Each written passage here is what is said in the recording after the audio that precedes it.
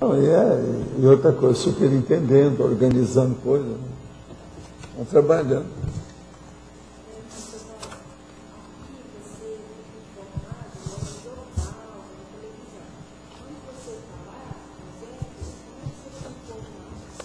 Ah, lá é mais fácil.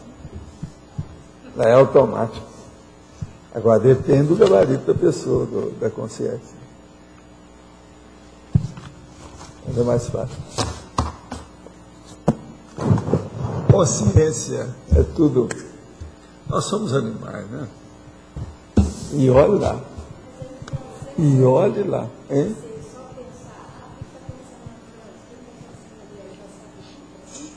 Vai lá e vê na hora, instantâneo. Tertúlia. Meu boa tarde aí para todos. Hoje é 19 de outubro de 2009, segunda-feira. O verbete de hoje é o 1360. Em 4 páginas, 47 elogias e 9 máximas. O tema é poupança existencial, dentro da intrafisicologia. A poupança existencial é a técnica de saber aplicar teaticamente os bens, aportes, achegas, subsídios, rendimentos, acréscimos, vantagens e patrimônios evolutivos intra e extraconsciencial recebidos para a execução da PROEX pessoal ao nível econômico, racional, prioritário e exato entre receitas, despesas e reservas.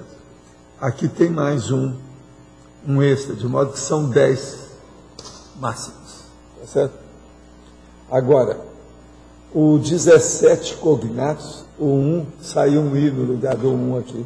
Isso aí eu tenho que ver lá se o original já foi corrigido. É na cognatologia. Agora, a poupança consciencial conforme a idade física da consciência. Os métodos para a formação da própria poupança.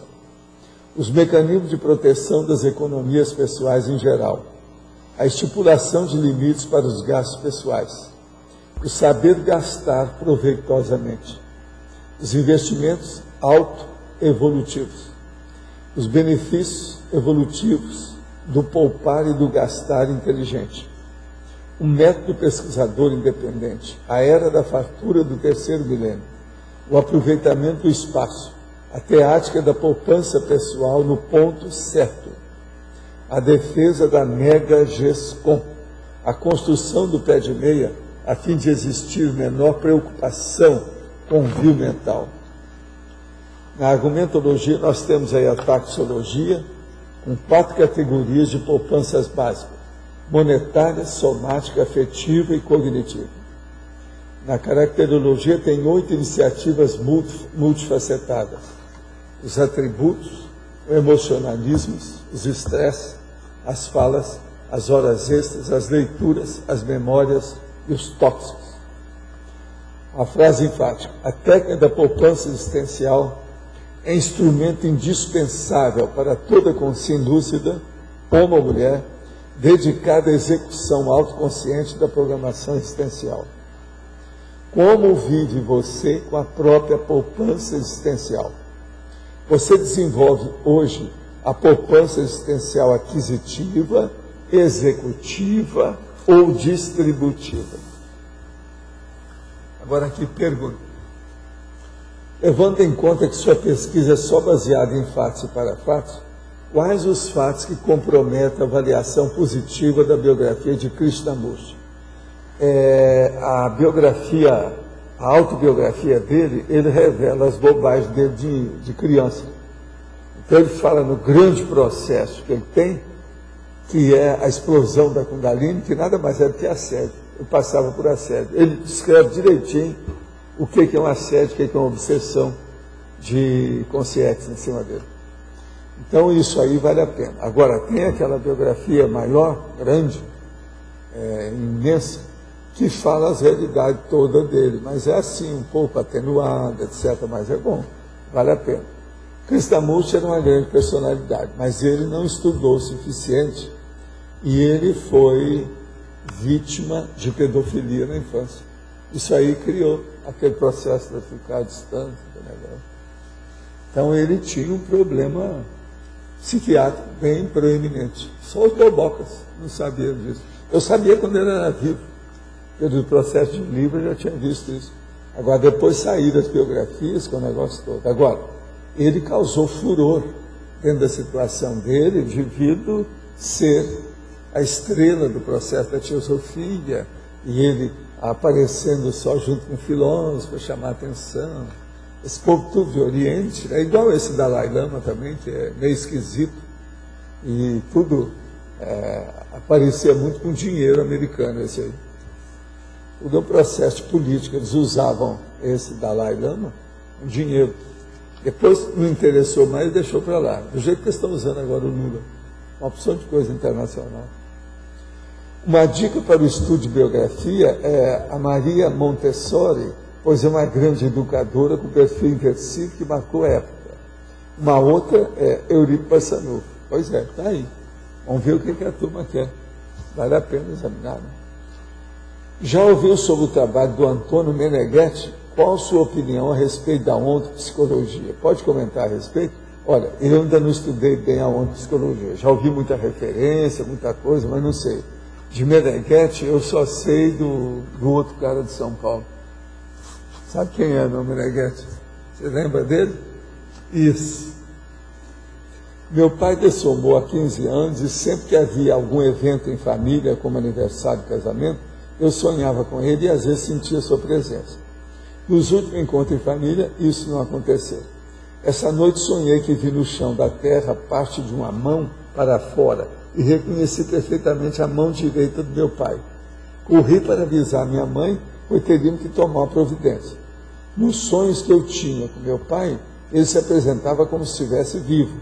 Será que tomou consciência da morte só agora? Pode ter passado pela segunda ressoma? Posso fazer alguma coisa para ajudar? Olha, pensa positivo e deixa para lá para ele seguir o destino dele. Ele está no caminho, ele tem caminhado. Vamos ver o que é. Já faz algum tempo, 15 anos, já está na hora. Agora, eu falei do Lula e eu queria dizer uma coisa para vocês. Eu vi falando, né, que é uma pena ele ser analfabeto, esse negócio todo do jeito dele. Mas veja, isso tem um aspecto muito bom, que ajuda ele e ajuda a gente. Ele, com essa panca de ditador enrustido que ele tem, ditador de meia tigela, ele é ótimo no saber escrever. Senão, nós teríamos o livro vermelho do mal, a minha luta do Hitler, hein? Do Lula. Está entendendo? Senão nós teríamos aí o livro vermelho do Mao Tse Tung, Mein Kampf, do Hitler, no duro. Por exemplo, vocês vão ver que vai aparecer um livro que o Chávez vai escrever. Se vocês não matá-lo antes, qualquer coisa aí, ele vai acabar fazendo o livro vermelho dele e a minha luta. Ditador é sempre assim. Agora, o Lula, vocês não acham? Por exemplo, ele agora mandou fazer biografia dele, várias, mandou fazer filme, vai ter os sindicatos que vão distribuir o filme, isso é ditadura. Esse processo, isso não é mais campanha, isso é outra coisa. Está usando toda a força do governo, o dinheiro do governo para a personalidade dele, isso na minha terra é ditadura pura. Agora veja, ele é ditadura de meia tigela, o Chaves já é inteiro, é profissional, ele ainda está amador. Agora o Chaves é uma cabeça, ele estudou, ele sabe fazer as coisas, sabe escrever. Então amanhã o Chaves vai ter. Vocês se preparam, vai ter aí um livro vermelho. Esse é o livro bolivariano. Está variando. Bolivariano, ele está variando. Sabe o que é variando? Tem o dicionário do Lula. Tem aí pois não, o dicionário do Lula, livro do Lula, biografia do Lula. Mas agora fizeram um filme que os sindicatos vão fazer entrada mais barata e vender os ingressos para o cinema. Está no jornal hoje. Mas agora, veja, dinheiro do povo com as coisas todas. Vai me dizer que é dinheiro do PT, do negócio, está na cara. Comparando com o Hitler, lá, embora ele não seja nazista, acho que não, mas estou dizendo, o Hitler é que ele tinha muita instrução, né? E por isso que ele fez muito mais mal. Mas o livro do Hitler é de vomitar, de burro. E outra coisa, o livro dele ele fazia, era obrigatório. As palavras todas eram assim, obrigatório, viva. Tem que ler. Todo mundo tinha que ler. Foi assim que eles fizeram. Esse Klemperer está explicando isso tudo lá no livro dele, Mein Kampf. Mein Kampf, ele falou tudo que falou, ele ia os negócios de judeu, tudo que ele foi fazer depois. O povo não acreditou. Agora, gozado que se tivesse acreditado, eles teriam levado o Stalin não acreditou, porque ele aniquilou lá com os comunistas na Alemanha, e o Stalin acreditou naquele pacto lá. Inclusive, quando invadiram, nos primeiro momento, o Stalin não acreditava e estava até ameaçando quem falasse que o Hitler estava contra. Mas agora, o Hitler é que escreve mais as coisas, em matéria de contato, na época do nazismo, uns 12 anos, esse aqui é que escreveu as coisas mais claras que eu já vi. Ele dá, através do diálogo, da palavra, do que é que tem no dia a dia. O livro dele tem 400 páginas. Agora, ele só fez isso durante o período todo, enquanto estava preso nas coisas todas, tudo, ele ficou escrevendo. Saiu isso. As observações dele são terríveis. Agora, hoje eu vou pedir para vocês, se aparecer aqui o Everaldo ou a Mabel, eu quero dar um toque. Tá certo? Você me avisa. Você vê? Vou daqui sobre o verbete. Eu vi alguma coisa aqui desse... Eu estava vendo esse número 4. Número 4 da poupança cognitiva? Número 4. Da caracterologia? No 4, falas, habituar-se a poupar o emprego do laringo chakra, o das cordas vocais, tanto no coloquialismo quanto nas múltiplas perorações, conferências, aulas e debates públicos, e defendendo a conscienciologia, a comunicologia. Aliás, defendendo. Aliás, eu falei errado, é o 7. Que tem a questão da memória. Olha, mas você errou grande, hein? De 4 para 7. 7, memórias. Ter o ato de limitar o volume interconsciencial de piadas, anedotas e ocorrências inúteis para não sobrecarregar as rememorações e defendendo a olo mnemônica. Eu queria estender isso, se você pudesse analisar a questão, o que eu diria assim, do almoxerifado mental. Você tem que priorizar um monte de coisa mentalmente, assim, em termos de aquisições mentais, para não sobrecarregar a mente, mas estendendo além disso aqui, do que está escrito aqui. O problema que eu vejo aí mais, eu já fiz até um verbete, uma hora, talvez trazer aqui. Eu acho que eu já trouxe, mas tem mais um outro sobre o dicionário cerebral. Tem um que eu escrevi agora, que é o cérebro dicionarizado.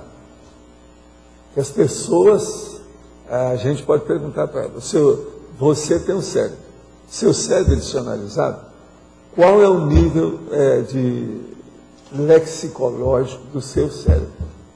Isso aí é que eu acho que é a coisa mais séria aqui do caso.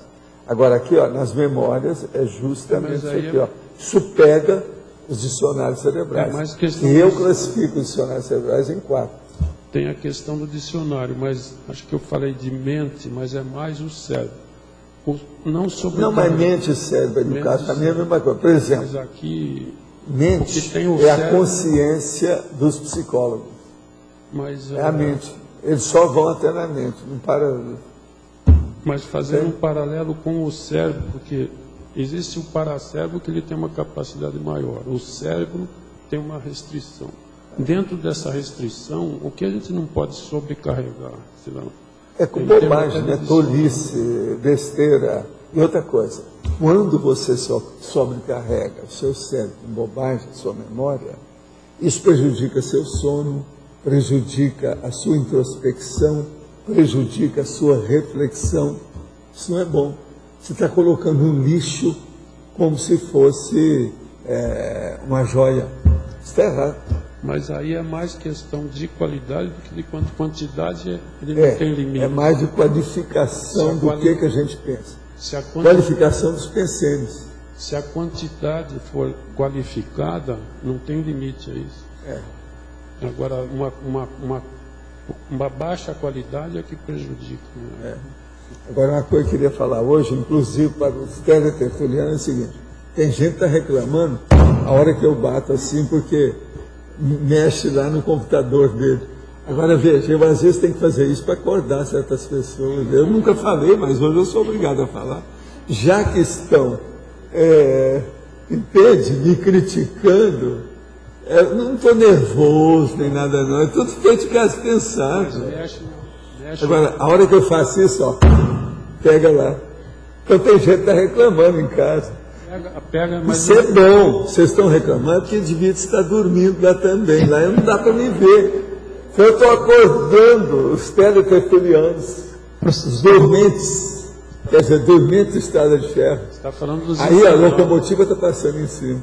Você está falando de internauta, porque aqui não há problema se bater, quem está aqui. Né?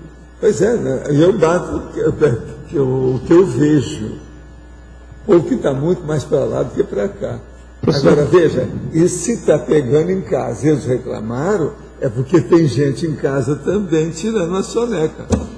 Agora, veja, eu já escrevi sobre a soneca, que é o processo da... Entende? Você sabe aí o verbete que tem, né? Professor Valdo. A siesta. Eu já escrevi sobre isso. Sim. Aqui em caracterologia, na fala, eu gostaria que você... A fala que é a quarta, que é habituar-se a topar emprego do laringe chakra das cordas vocais. Agora, no coloquialismo, para você especificar com qualidade a sua comunicação. Quem fala demais, dá bom dia a cavalo. Você está entendendo como é que é? Passa da conta. Faz continência para a poste, aquele negócio que eu falo. Né? Então, isso é que tem que ser evitado. Quer dizer, o excesso. Eu, por exemplo, eu falo demais, mas eu tenho minha razão e tudo tem a razão de ser aqui. Eu falo quase que 2 horas todo dia, né? Aqui. Agora, em casa, quando eu estou sozinho, eu quero dizer para vocês que eu quase não falo. Converso pouco com a gatinha, etc., muito pouco. Então, isso é para também defender minhas cordas vocais. Entende? Agora, isso aqui é importante. A gente vê a poupança do laringe chakra. Entende? Que é o que eu estou falando aqui. Agora, ó, examina aí, Júlia, esses outros 4 da taxologia. Os tipos de poupança que eu estou chamando a atenção. Isso aí também é bem prático, objetivo. Tem sua razão. Não estamos brincando aqui. Agora, a Rosa, se quiser aumentar a trinomiologia, só faltam 3 aí nesse caso. Se você quiser passar para 11 máximos. Agora, esse verbete tem 4 páginas, mas está bem assim, condensado, abridge, compactado. Tá certo? Você queria falar? Pode. Na questionologia, a segunda questão. Você desenvolve hoje a poupança existencial, aquisitiva, executiva ou distributiva? Do ponto de vista da poupança existencial, que a gente tem que continuar fazendo subsídios, enfim. A aquisitiva ela é vitalícia, né? Ela vai continuando. Aquilo que ainda não tem o pé de meia, é aquisitivo. Agora, a executiva é aquela que ela já aplica o pé de meia. A distributiva é aquela que ela já dá o pé de meia. Ela já abre mão. Então, ela já está com tudo acertado. Agora, essa gradação, eu uso isso muito nos exemplos.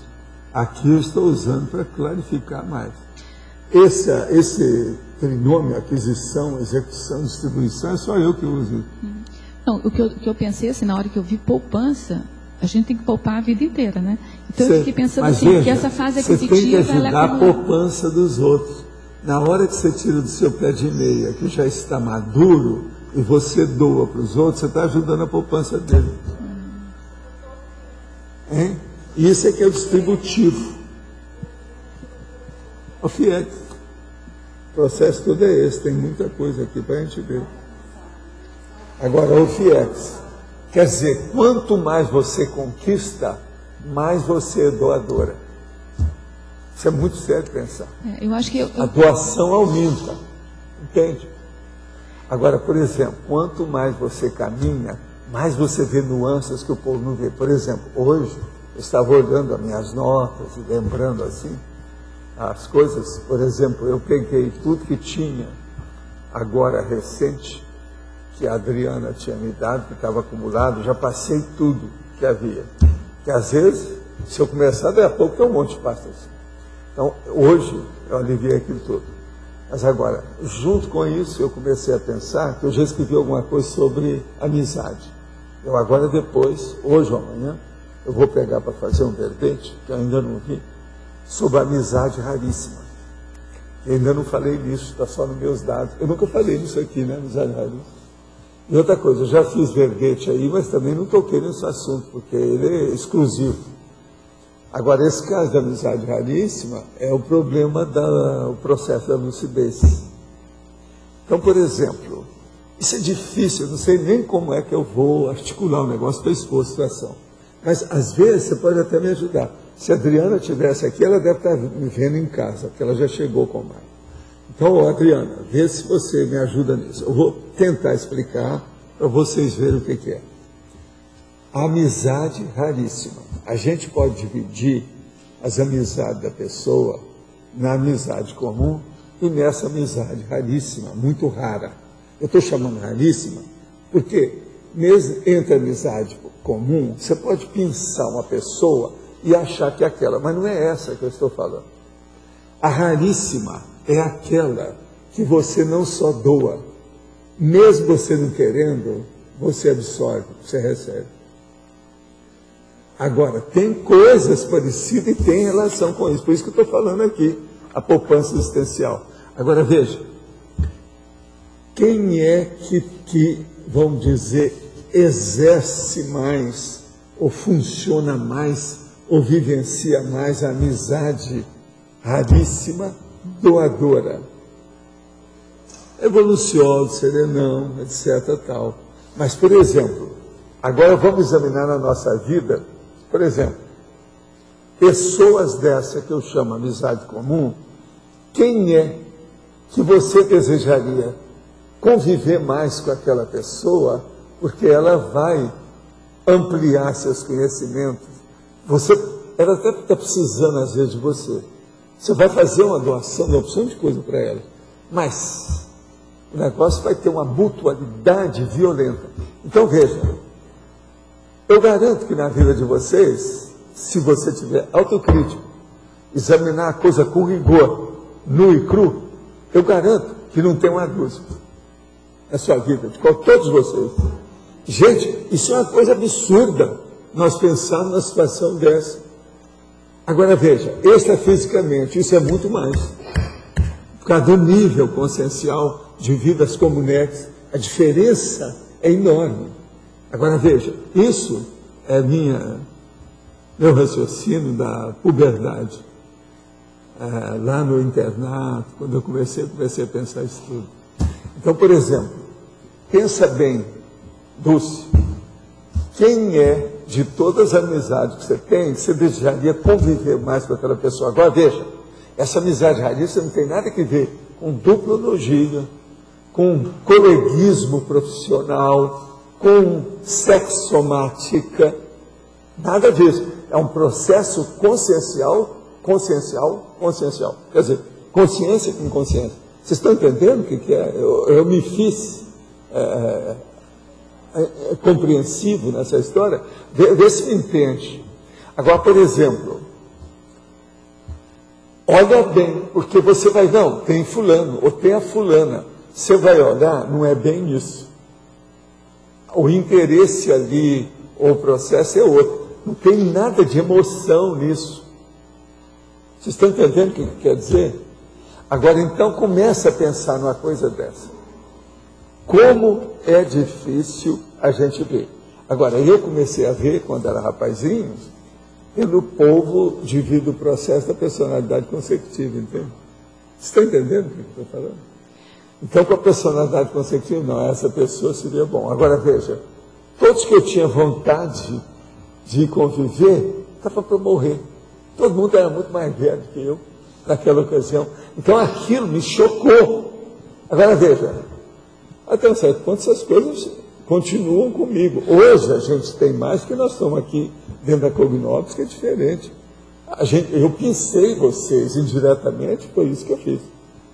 Então, é outra coisa.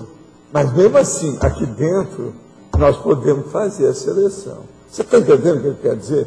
Agora veja, nós precisamos estudar isso mais. Eu nunca vi isso em nada. Sociologia, antropologia, psicologia.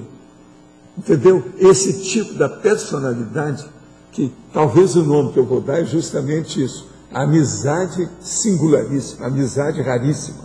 Entendeu como é que é? O senhor falou que a gente poderia ajudar. O que exatamente que o senhor acha que a gente pode ajudar? Por exemplo, eu poderia ajudar, como aconteceu comigo e com Pontes. Eu ajudava. Com quem? Pontes. Doutor Pontes. Estou te dando um exemplo. Esse poderia. Mas tinha coisas difíceis. Um outro, por exemplo, que me deu vontade, quando eu conheci, eu tinha 20 e poucos anos, né? Estava chegando nos 30, o Pietro Baldi. Mas ele não tinha acesso. Ele estava muito envolvido com os problemas dele mesmo. Você está entendendo como é que é no fim da vida? Então, o meu problema, quando eu comecei a ver isso, eu era adolescente. Todo mundo era muito mais velho do que eu. Entende? Agora, uma coisa muito interessante. Alguns desses, eu não tive muito contato do jeito que eu queria. O que acontece? Eles dessomaram, daí a pouco, aí vieram, eu encontrei com eles fora do corpo. Você está entendendo? E outra coisa, eles tinham aquela noção da história, alguns deles. Então, como é que fica? Por exemplo, uma amizade singularíssima, se eu fosse escolher o velhinho lá da Lexington, de New York, seria uma coisa. Para mim, pode ser que iria me ajudar. Agora, eu procurava isso com a lanterna do Dior, em tudo quanto era lado, durante o período que eu estava fazendo pesquisa. O cara, por exemplo, que sabia muita coisa de Nostradamus, que era nostradamista, né, um dos maiores, era considerado nostradamista do maior do Brasil. Eu fui ver em Botafogo com a situação toda, mas cheguei lá e eu vi que a maioria você tem decepção, não é bem aquilo. Quando você está procurando com muita avidez, isso não é bom. Se tem entusiasmo nisso, você vai ter decepção depois. Essas coisas não dão para ter avidez. Você está entendendo? Passar da conta. Mas agora, veja, eu tenho que começar a falar isso para vocês verem a vida como é que é. Os serenões vão aparecer. Quem vai aparecer em primeiro lugar por aqui vai ser evoluciólogo. É bom vocês saberem, já ter desconfiômetro dessa realidade, senão ele chega, passa batido, você fica com cara de tacho. Agora, vai ficar com cara de para-tacho, porque vai ser depois que somar que vocês vão ver. Fica aquela besteira. Entendeu como é que é? Agora, o melhor da história, não se pode pôr aí nada que seja emocional, nem processo místico, nada disso. É um processo racional. Você está entendendo, Rosa? É racional, é de ponderação, é de maturidade consciencial. Você entende isso? O que eu estou dizendo? Agora veja, observam vocês, se alguém aí já encontrou na vida 10, eu desejaria conversar com essa pessoa que encontrou os 10, para ver por quê. Que não é fácil. Agora, ó, descarta tudo que sejam outros interesses. Nada de segunda intenção para analisar uma coisa dessa. Não pode ter segunda intenção. Nem dinheiro, nada disso. Não entra. Mas você está entendendo a condição intraconsciencial disso? Você já viu isso em psicologia? Eu nunca vi em parte nenhuma. A base disso é a afinidade pensênica? É o mental código somático. Pessoal de cosmoética que mental somático. O discernimento ao máximo. É o paracorpo do discernimento. Quando ele atinge o nível de lucidez. Por isso que eu sempre achei demais minhas coisas, porque eu era adolescente quando eu pensei nisso.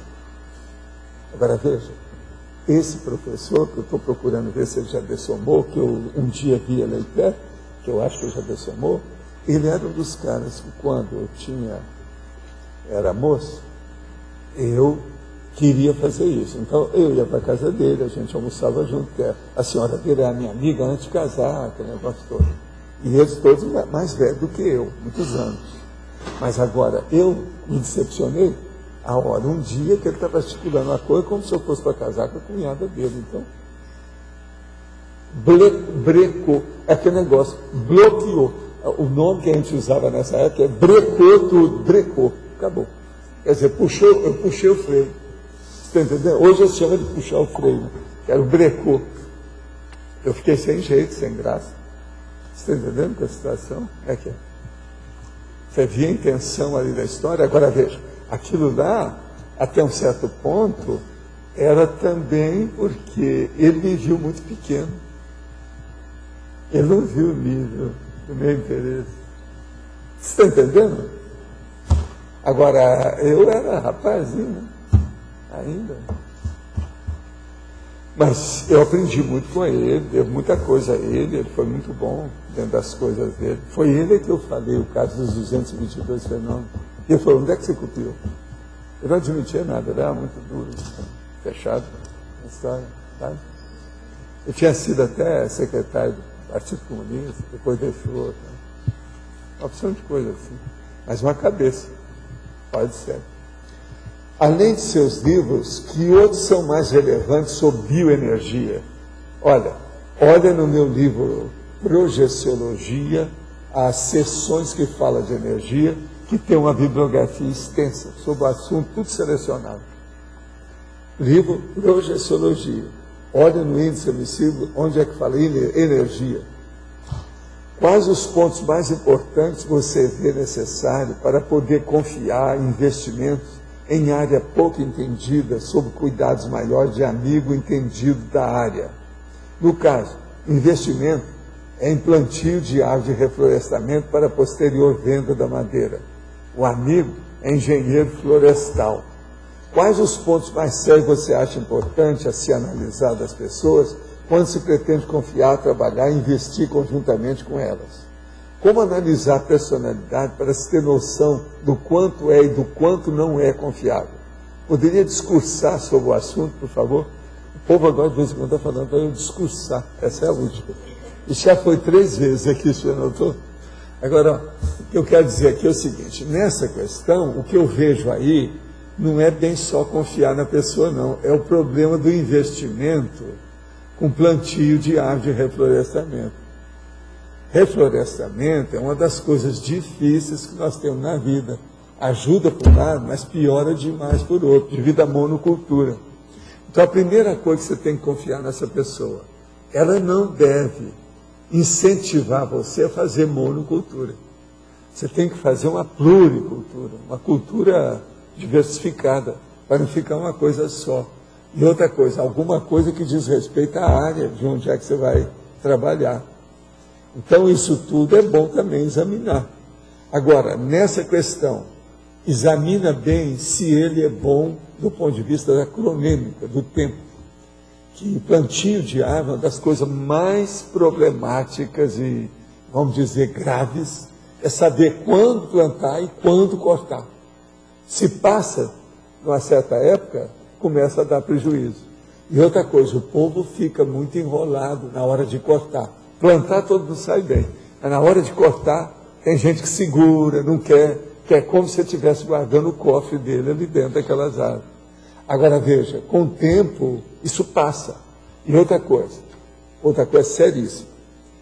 Se você vai mexer com isso também, é bom examinar, na época que for vender, quais são os, vamos dizer, os trunfos que essa pessoa tem do ponto de vista de venda do plantio, daquilo que está lá, das árvores.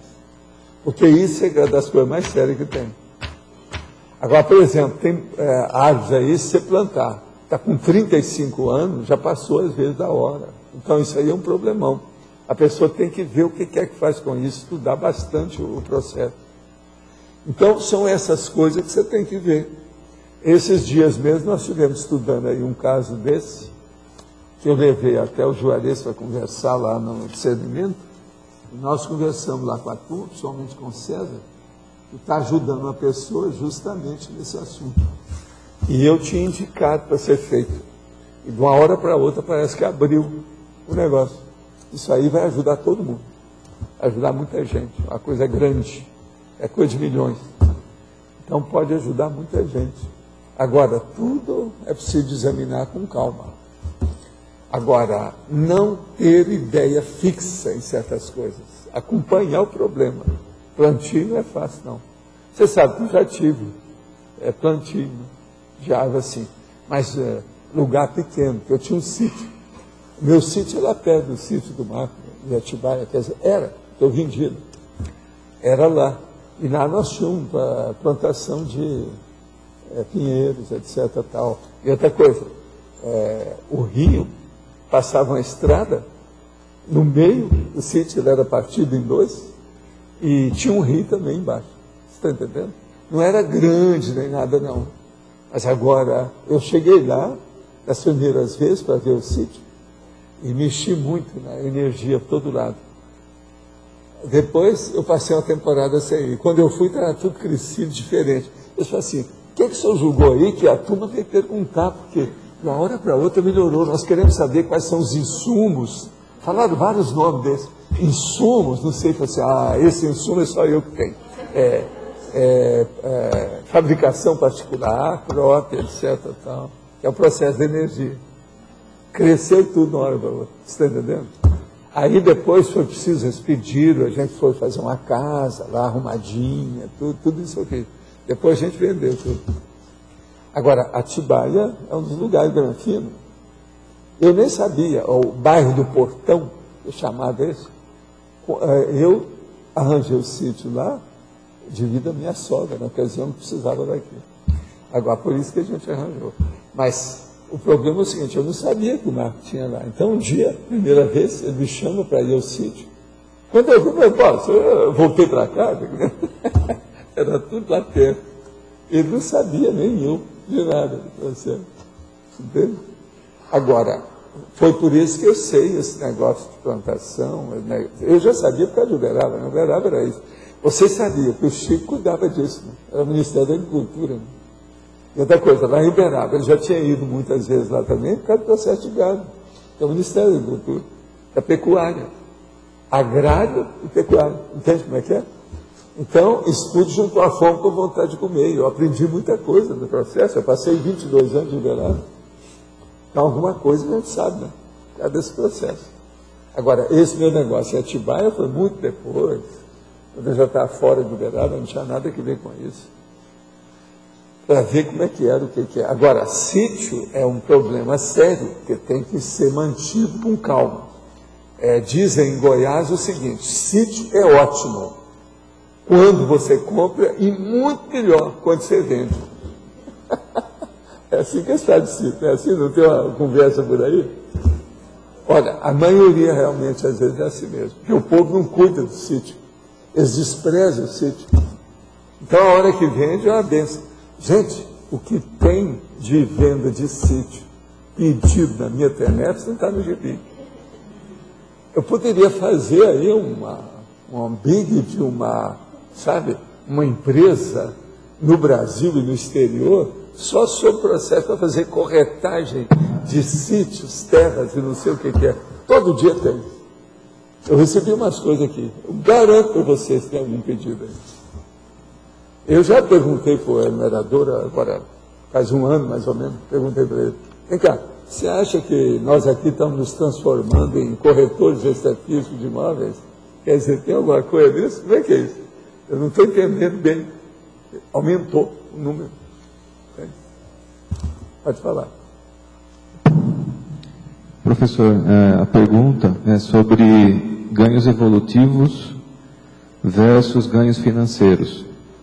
Então, qual seria o ponto de equilíbrio para uma pessoa saber quando ela tem que se dedicar mais? O ponto de equilíbrio maior, mais sério mesmo, é o total da poupança que ela faz, ou seja, qual que é a de meia que ela chega.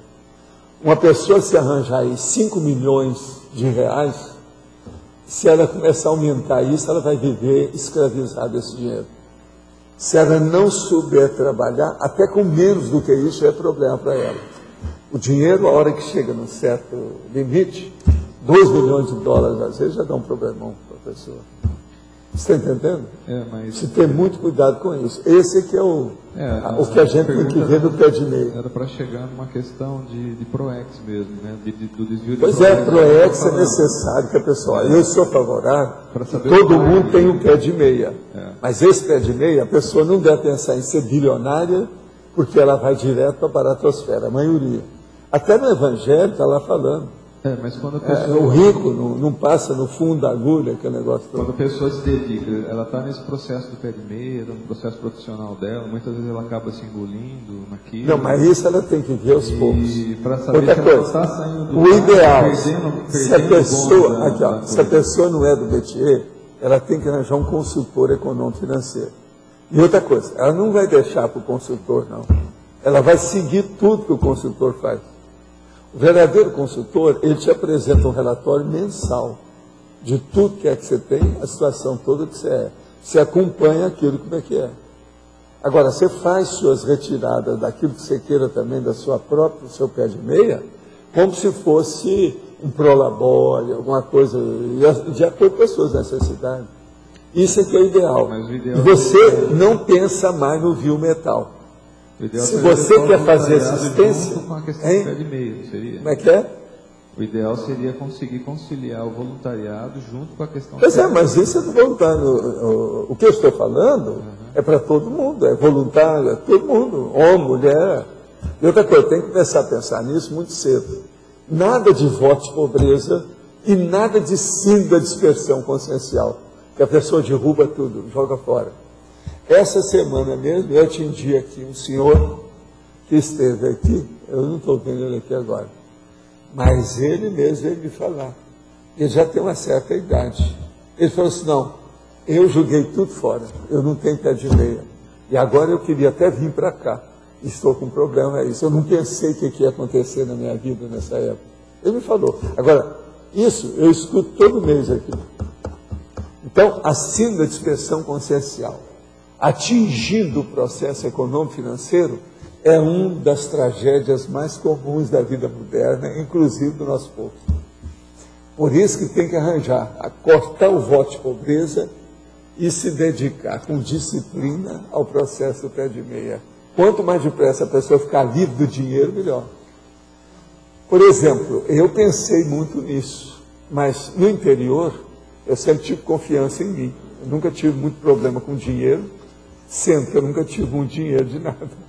Mas por quê? Porque eu nunca dei valor para essas coisas. Mas, lá pelas tantas, assim, sem uma reserva, eu não consigo fazer pesquisa, não dá para eu virar machão nessa história de pesquisa aqui. Como é que eu faço? Eu tenho que saber o que eu quero. Viagem ao exterior, participar de certos eventos, instituições, comprar livros, esse negócio todo, eu tenho que fazer um pé de meia. Entendeu? Com 36 eu já tinha meu pé de meia, eu nunca mais pensei nisso. Agora, até os 34 eu não pensei em dinheiro, eu só fazia assistência, tudo que eu tinha que entrar eu dava. Eu cheguei a ter 2 empregos trabalhando ali, firmemente, trabalhava demais. Agora, com o tempo eu deixei isso tudo. A partir dos 36 eu já estava trabalhando só comigo. Depois eu voltei a trabalhar, mas já para fazer assistência. Fiquei até como funcionário, mas para fazer assistência, dentro da fundação, uma opção de coisa. Isso é outra coisa. Eu já estava por cima da carne seca, já não tinha mais canga de nada. Nem de dinheiro, nem de companhia, empresa ou instituição em cima de mim. Isso é que é o ideal para o voluntário. O melhor voluntário é aquele que tem a liberdade. Égalité, fraternité e liberté. O mais entendeu? O mais comum é a pessoa demorar mais para fazer esse pé de meia, né? Normalmente, ela demora porque quando o jovem começa com o consumismo, a pessoa compra tudo quanto é besteira, arranja um dinheirinho, vai lá e compra. Fica pensando, não, quando eu arranjar dinheiro eu vou fazer isso. É a maior besteira que tem. E isso é homem e mulher, não é só mulher que fica pensando em comprar roupa, não. Homem também é assim. Outra coisa também não é compra, é o processo de viajar. É a pessoa que quer viajar, quer fazer isso, quer fazer turismo daquilo, quer isso, quer ver como é que é, quer ver a boate e tal, não sei o que é, quer ir nisso e tal. Isso tudo é besteira. Agora, com o tempo, se a pessoa faz um pé de meia, a hora que ela faz um pé de meia, tudo fica secundário. Eu passei tanto aperto para comprar livro quando eu não tinha dinheiro, você está entendendo? A hora que eu tinha dinheiro, eu chegava no lugar e falei assim, ó, eu compro essa livraria toda, essa biblioteca inteira. Eu comprei várias assim. Não, eu vou mandar vir uma carreta, leva isso tudo, acabou. Quanto que é? Tá? Aí, acabou. Você não tem mais nenhum entusiasmo, não há mais garra para nada. Nada mais te falta. Você já tem tudo, independente do dinheiro. Você entendeu o que quer dizer? Então é muito importante isso aí. Enquanto as pessoas estão aí sonhando com uma coisa, que é um sonho dourado de consumo econômico e financeiro, que ela não conseguiu atingir, ela está perdendo tempo e energia ainda, e oportunidade com isso. O ideal é chegar a um ponto que você já exauriu. Não tem mais nada. Tudo você está pôr na língua de fora ou dando uma banana, não interessa mais. É tanto que, quantas vezes depois disso eu fui obrigado a falar para as pessoas, não adianta vir com isso, que não me interessa dinheiro nenhum. Dinheiro não me interessa. Quantas vezes eu tive que falar isso para os outros? No entanto, em assistência a tudo isso, todo dinheiro interessa, mas em certos casos não interessa para a gente. Entende? Porque com dinheiro vem a canga. Eu preciso ter cuidado com isso, de onde ele vem, como é que é, de que modo que é. Entende? Agora, uma coisa que eu queria te falar. O ano que vem, eu vou fazer um curso, que depois eles querem fazer um livro sobre quadrinhos. Eu vou dar uma geral de quadrinhos. Na ocasião, você e o Pedro, eu quero que participe das minhas coisas aí. Vamos ver se você vai estar aí na ocasião. Entendendo? O Pedro já você é meu chapa. Tá certo? Na hora. Você quer falar alguma coisa aí, Jarbas, hoje? Eu vi que você estava assim com um pensamento que atravessou, mas eu não vi nenhum, eu não vi micrófono perto dele. Eu fiquei pensando, vendo as palavras do senhor, e principalmente o senhor falou da liberté, égalité, fraternité, mas assim, vocês tendo, assim, digo, há pouco tempo a gente conseguiu, assim, a vida pessoal, minha, da dupla, mas quando você tem uma base de sustentação material tranquila, eu friso, eu bato muito na tecla da liberté. Você tem uma liberdade. Liberdade é tudo. É impressionante. Agora, a liberdade, ela começa a ampliar naquilo que você pensa. Você está entendendo? Uma pessoa miserê ou qualquer coisa, ela não tem liberdade nem de pensar. Os pensamentos dela, sabe, congelam lá naquele ponto do nogógio, que ela tem preocupação. Isso é horrível. Agora, você, por exemplo, você está fazendo uma boa coisa com esse banco que vocês arranjaram aí, dessa poupança, isso aí ajuda muita gente. Porque a maioria não sabe mexer com dinheiro. Isso é um fato. Agora, eu, por exemplo, antes de arranjar os negócios dos 36, aos 34 anos, eu estudei na Wall Street, fui ver como é que era o negócio de stock market, e fui ver também o processo do Wells Fargo Bank. Fora o que eu vi no Oriente, lá devido ao processo de Sakurai, com o povo todo que eu tive contato, que era muita gente nababos, de dar banquetes daquele de arrasar. Hotel que tinha 12 restaurantes, você escolher. Então é uma loucura, isso aí eu não tinha experiência. E é uma das coisas que eles me indicaram extrafisicamente. É bom você ter agora a experiência do top, da classe alta. Ver como é que é isso, é o Big Shot. Então eu fui conhecer o Big Shot. Foi aí que eu fui ver os palacetes, os negócios, por exemplo, lá de Hawaii, Honolulu, as casas do Kaiser, aqueles negócios todos que eu não conhecia. Agora, é horrível isso tudo. Eu não gostei de nada disso. Aquela casa que você não podia nem andar lá dentro, por causa do meu tamanho, eu tinha medo de bater aqueles biscuits, aquelas coisinhas, tudo, quebrava tudo. Uma loucura, você não tinha liberdade dentro de casa. E, professor, só para a maior parte das pessoas ficarem sabendo, a gente tenta fazer esse processo de reeducação financeira pessoal, para que a pessoa esteja apta a lidar aqui. Não, e ela se libertar do vil metal. E é possível não ficar só com esse pensamento. E no longo prazo, assim, uma das proposições dos clubes de investimento, o Cosmovisão e o Consimlarge, é servir mesmo como um fundo de previdência complementar, com todas as pesquisas que tem de longevidade, as pessoas chegando vale a pena. 80, 90 anos, vai ter isso que o senhor falou. Eu, por exemplo, uma das partes que eu quis fazer foi por causa da enciclopédia. Muitos anos eu já sabia que eu ia escrever isso. Eu sabia que isso vai gastar dinheiro. Agora já tem aí um recurso de fora, que o povo já fez, vai me ajudar muito.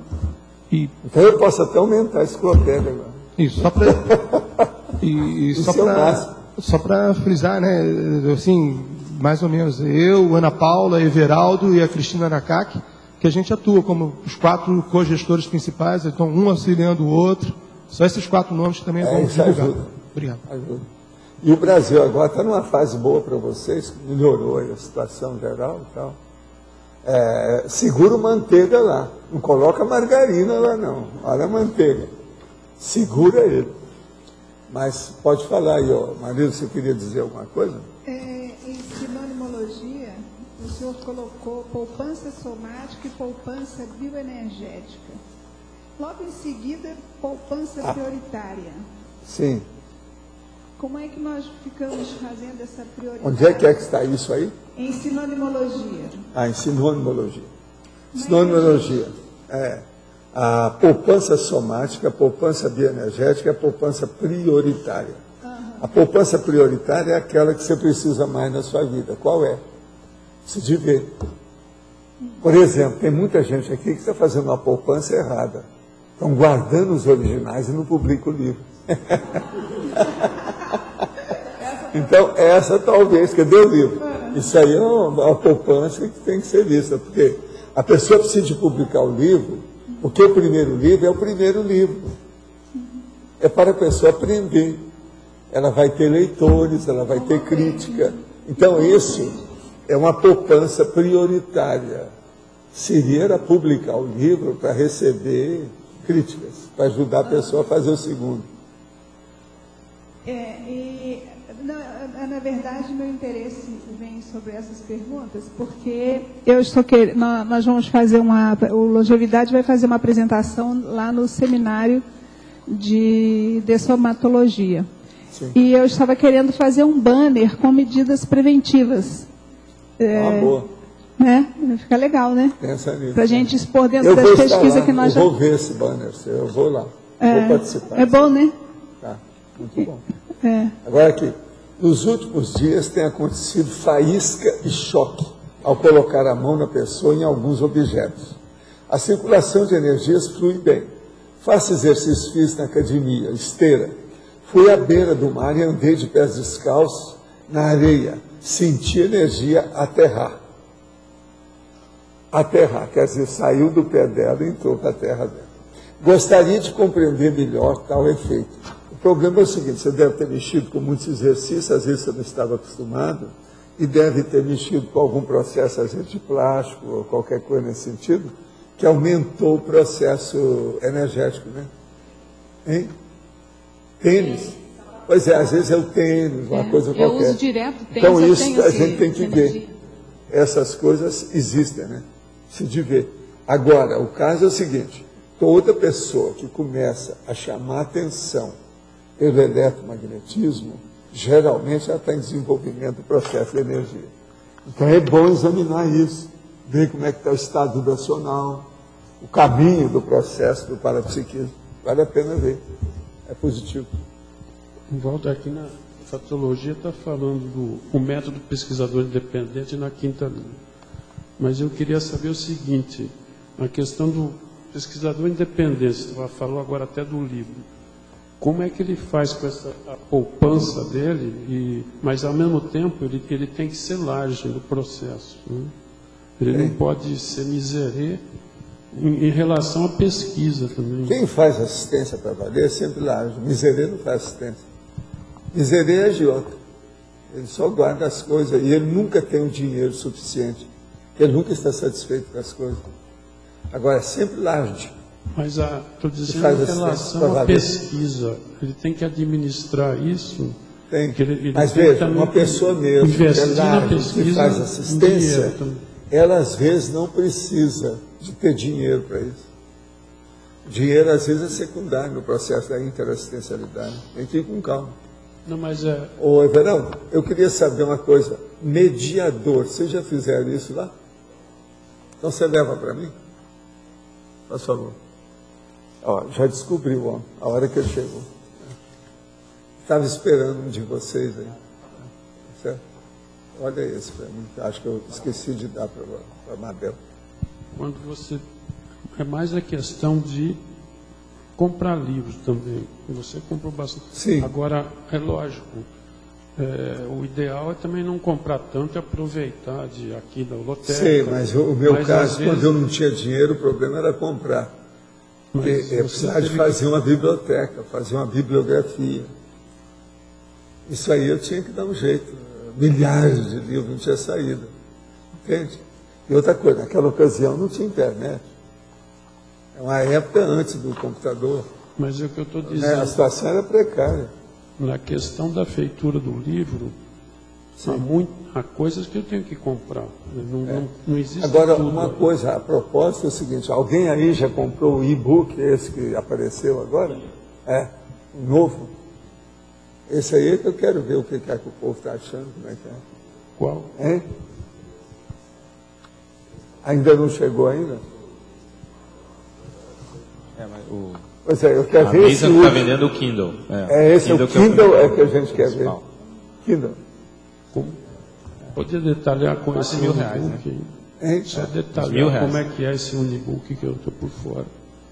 O e-book saiu, chama Kindle. É bom você ler sobre o assunto. É o leitor.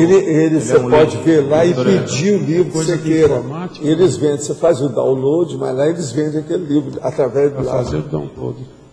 Então, é um leitor eletrônico, seria. Eu não estou usando essas maquininhas há muito tempo. Atualmente, há alguns anos, devido à enciclopédia, eu só uso o desktop. Mas também eu uso, né? Não sou igual a você, são horas e horas. Gente, não é fácil. Você sempre comenta a questão que os assediadores enricam a pessoa de uma hora para outra, né? Todo dinheiro fácil vem da baratosfera. Agora, eu queria saber o seguinte, como que é o trabalho dos amparadores no sentido de ajudar a pessoa a fazer o pé de meia dela? Na hora que eles não fazem estudo evolutivo, eles vão com calma, eles vão dosando a situação. O caminho abre para a pessoa, ela vê que abriu. Ela sabe como é que é. Mas, por exemplo, você fez o seu pé de meia em 2 anos. Eu que fiz, é relativamente rápido. Mas veja, eu também não tinha ânsia disso, não tinha nada. Claro. A hora que eu vi as coisas todas, eu falei assim, agora eu vou fazer o pé de meia para poder viajar com mais calma. Isso depois de já ter feito uma série de viagens, eu estava na lona, estava duro, entende? Agora, eu comecei a trabalhar no consultório, porque eu nunca havia obtido qualquer honorário com o processo de medicina, então fui falei assim, não, vamos acertar isso aí. Agora, eu trabalhei menos de 3 anos. Agora, com 6 meses, eu já comecei a ter dinheiro. O Banco Real depois queria mandar um cara todo dia no meu consultório para pegar as coisas que tinha por causa de cheque, isso e aquilo. Entendeu? Outra coisa, eu trabalhava só 4 dias na semana, para não ficar doido. Tudo seguindo a orientação lá do doutorinho Sakurai. Né? Jogava golfe na quarta. Né? Entendeu? Tudo certo. E o mais era golfe, não é nada. Mas então, de uma forma geral, até para a gente aqui, a questão da atuação dos amparadores, como é que você vê, como é que a gente pode fazer ainda um link maior no sentido de fazer esse pé de meia? A hora que você tem boa intenção, se o seu objetivo é bom, os caminhos se abrem e eles ajudam a abrir. Se o amparador te ajuda em umas coisas muito mais sérias e difíceis, isso aí é das coisas mais fáceis que tem. Por isso que é que às vezes, quando perde as coisas aqui, a gente resolve o negócio na hora. Se dinheiro resolvesse o destino das pessoas, a vida seria outra coisa. Agora, o povo se engana com isso, porque pensa que dinheiro resolve. Não resolve. Não é por aí. Agora, veja, a terra vai ser boa o dia que não tiver mais moeda. Então, o negócio vai ser da mais-valia, sem moeda, sem nada. Isso é estado mundial já. É outra coisa, democracia pura. Isso é utopia. Para nós, hoje, nós somos visionários na hora que falamos isso. Mas o caminho da Terra vai ser isso. Todo o planeta acaba assim, ou acaba sendo destruído. Ele dissolve. Entende? É uma dissolução. Ele acaba com ele. Mas a tendência é evoluir. Tem planeta mais evoluído que isso aqui. Temos que pensar na situação. Vamos ver a casa que nós estamos fazendo. Agora, a casa é um negócio muito sério. Por exemplo, tem gente que faz, na casa arranja dinheiro de uma hora para outra. Igual aquela mulher, casou, o cara tinha dinheiro, então arranja aquele palacete. Mas ela faz uma casa que é igualzinho macaco na casa de louça. Você não pode andar, porque qualquer coisa vai bater, vai quebrar. Não, isso aí, vale 20 mil. Não, aquilo ali 50 mil. É um problemão esse negócio aí. Então, veja, a pessoa... Isso é que é ser jejuna, né? Eu já vi várias casas assim. Você não pode andar, porque tanta coisa preciosa e séria, é macaco na casa de louça. Soltou, quebra tudo, como é que você fica? Que cara que fica isso? A casa da gente não, é para sujar, é para bater, é para encostar, é para a coisa cair. Você está funcionando, é uma coisa funcional. Então isso aí já começa por aí.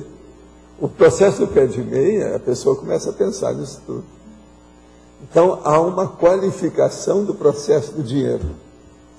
A pessoa olha com outros olhos o processo do entesouramento.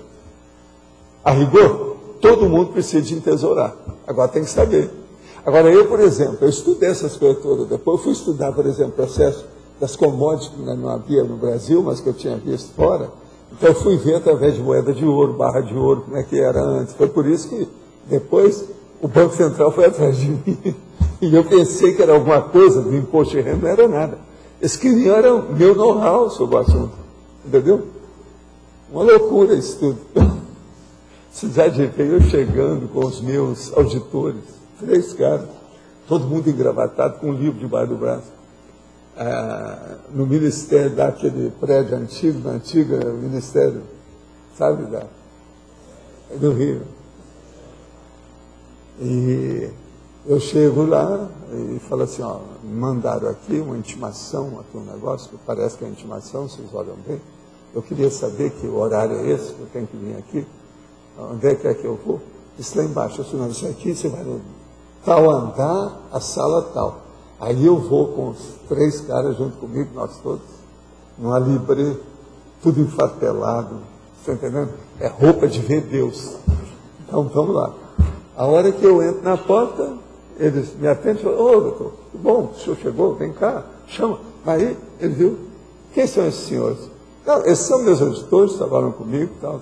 Então, por que o senhor veio? Nós queremos conversar com o senhor. Não tem nada a ver com eles, não. Pode dispensar, não tem nada. Eu não preciso disso, não preciso de nada, minhas coisas. O que vocês querem comigo? Não, é com o senhor, não tem nada a ver. Aí eu virei para a turma e falei assim, vocês vão lá para baixo, senta lá embaixo, lá no saguão, no lobby, e depois a gente vê o que vai dar aqui. Deixa eu resolver isso, então, sozinho, se a briga é particular, vamos ver o que é que vai dar. Chega lá, tinha os 3 caras, um em cada lugar assim, entendeu? Uma dona anotando, e eles começaram a fazer interrogatório comigo. Nós queremos saber o seguinte, a gente olhou algumas pessoas pela declaração de imposto de renda dos seus bens, a gente olhou e viu que o senhor tem isso, o senhor mexe com isso já faz alguns anos, e está sendo correto, as coisas todas, não tem nada, nós não temos nada com o senhor, não tem nada. Mas agora nós queremos saber o seguinte, o Brasil vai trazer as commodities para cá com opção de coisa. Então queremos saber porque a gente vê que o senhor entende o processo de ouro, essas coisas, como é que é, tal, como é que é. Aí eu falei assim, eu já escrevi até um livro sobre isso, mas eu não quero nem apresentar para vocês. Um livro de como investir em moedas raras. Você está entendendo? Mas eu não publiquei, porque não me interessa, era só para eu saber como é que é o processo de investimento, da situação toda. Aí eles viraram para mim assim, o senhor é economista? Eu falei assim, não, eu sou interessado. Agora, eu estudei no Wells Fargo e estudei na Wall Street. Eu falei assim, mas por que você foi estudar? Porque os americanos falaram para eu estudar, porque eu só dava as coisas para os outros. Então eles acharam que eu precisava dar um jeito nisso. O primeiro que fez foi quando eu dispensei o INPS, e que não queria pagar mais, porque eu achava que eu dominava aquilo. Um amigo meu chegou lá, pagou 2 ou 3 anos que eu estava devendo da história, porque eu não ia pagar mais, e eu sou obrigado a pagar, paguei tudo. A situação toda, até me aposentar. Me aposentei com 51 anos. E outra coisa, eu recebia já o teto máximo que eu pagava na ocasião, o teto máximo que havia de INPS. Eu falei assim, quer dizer que sua vida foi toda assim, nós não examinamos o seu passado aí, não vimos nada, só vimos aqui as coisas por causa dos seus processos, que o senhor sempre tem aqui esse problema. Então, quer dizer que o senhor não estudou economia? Nada disso assim. Não, eu estudei lá, desse modo. Mas agora, eu tenho um certo feeling, desde pequeno, com o processo de negócio. Essas coisas todas. Meu avô que me falou isso. Eu era bom. De modo que a situação é essa.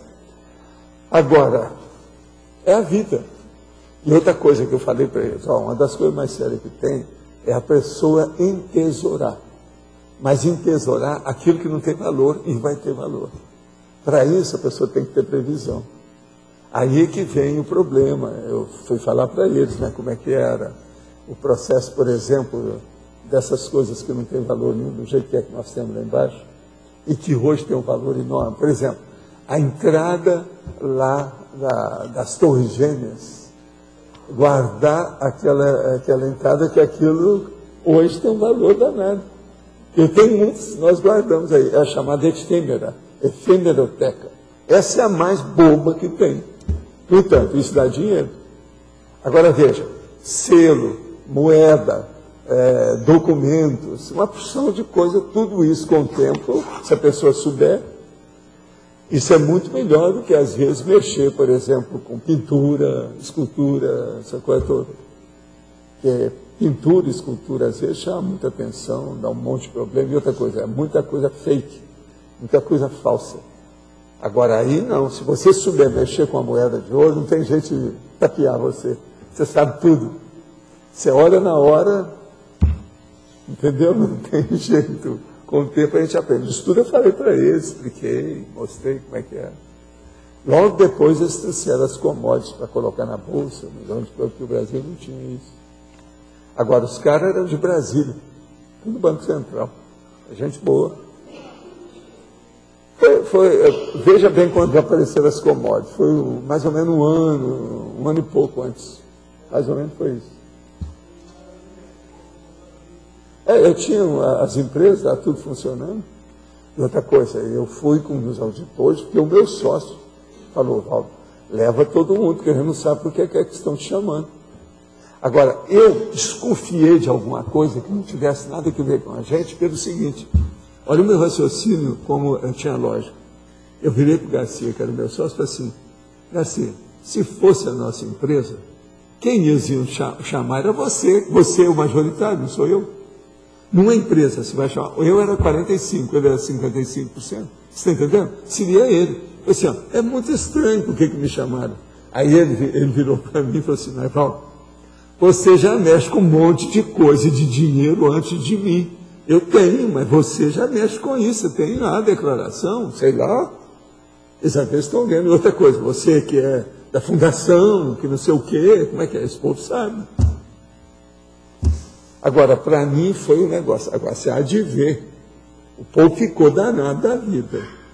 Eu virei para eles, antes de sair, e falei, olha, não faz mais isso que vocês fizeram comigo, não, está errado. Quando for convocar alguém, vocês devem falar, não precisa disso, pelo menos dispensa as coisas. Porque essa turma não vai entender. Vai ter gente que vai xingar vocês lá nas minhas empresas. Realmente, né?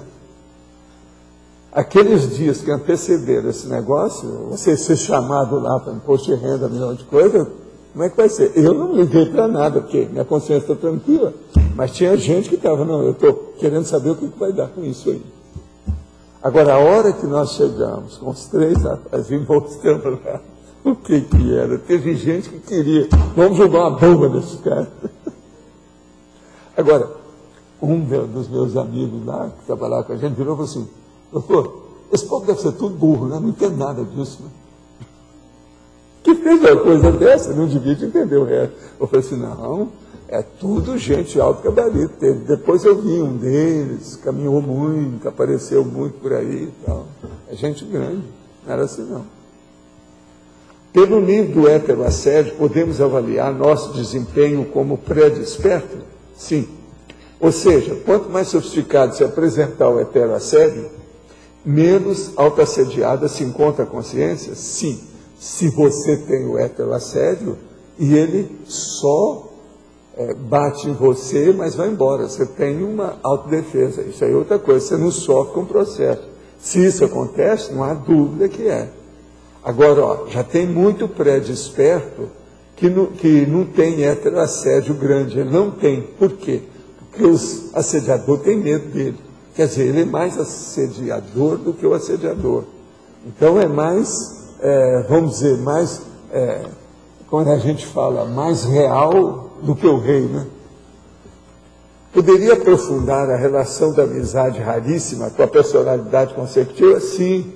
Isso é a Adriana que está perguntando. É justamente, uma das citações que eu vou ter é a personalidade consecutiva. Eu vou falar nisso aqui. Por quê? E não é só isso, não. Aquilo também que nós estamos estudando aí, de ver o problema da seriexologia. Entendeu? Que a prospecção seriexológica também diz respeito a isso. Eu estou falando agora porque, como eu entrei no veio do assunto, eu estou vendo tudo que eu ainda não analisei para colocar lá dentro, para clarear mais o assunto aí para vocês. Agora, esse aí eu nunca escrevi nada sobre isso. Esse da personalidade raríssima aí, ó, amizade singularíssima. Agora, ainda não sei nem o nome que eu vou dar para isso. Qual que seria o nome? Uma amizade singularíssima ou amizade raríssima? A raríssima? É raríssima.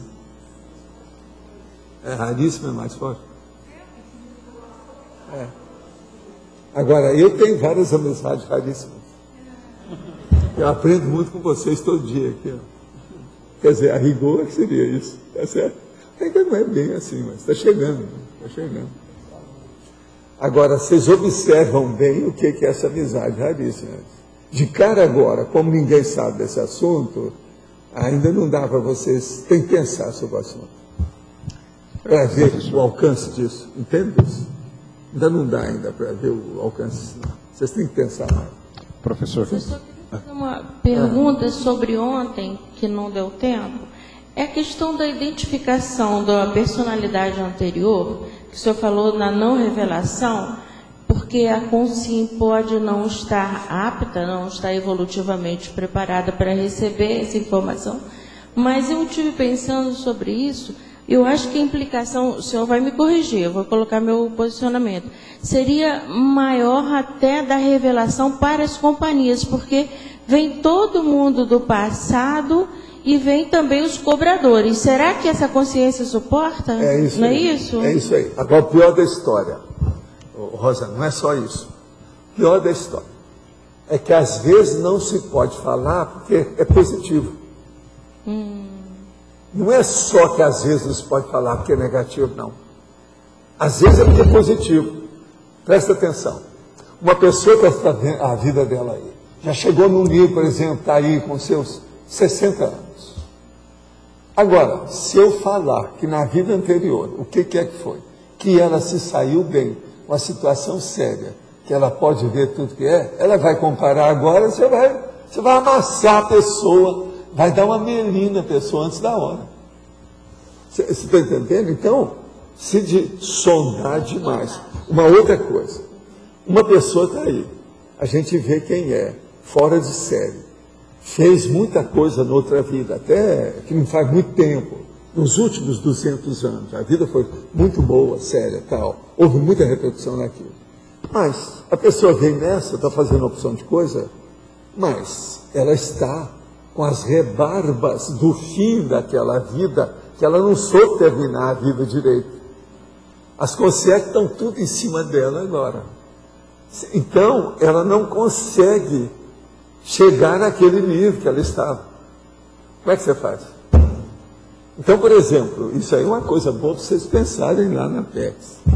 Uma pessoa alcançou, por exemplo, uma condição de um complexo razoável nessa vida. Passou. Ainda não quer dizer que na outra, que tudo vai ser outro complexo.